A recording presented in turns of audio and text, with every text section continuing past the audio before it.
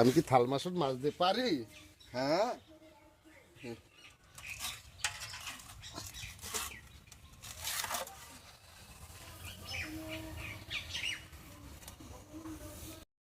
এভাবে কেউ থাল বাসন মাজে? হ্যাঁ, দাঁড়াও আমি আসছি।